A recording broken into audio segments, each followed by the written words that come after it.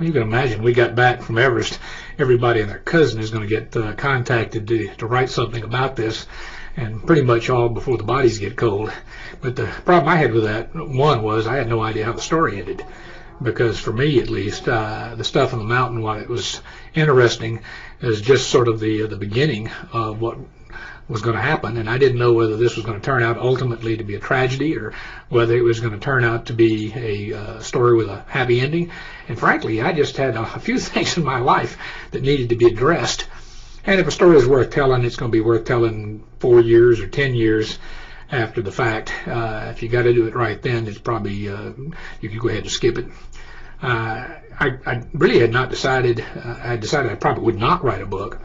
Because I thought that the story of what occurred on the mountain had been pretty much gone through ad nauseum, and there have been a couple of very good books written, John Krakauer's Into Thin Air and then David Brashear's High Exposure, that documented the who, what, when, why, where, how, slowly I turned, step by step events up there, and that thrashing through that one more time really wasn't going to serve any purpose.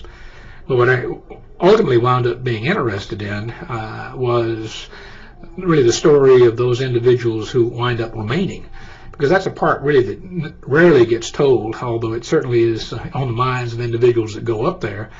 And in essence, what is it that drives people to put themselves at high risk?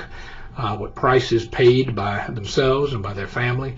And then when you get back and your body's destroyed and your relationships are destroyed, and you don't know that you'll ever work again, or you're going to be in custodial care for the rest of your life, how do you manage to put yourself back together?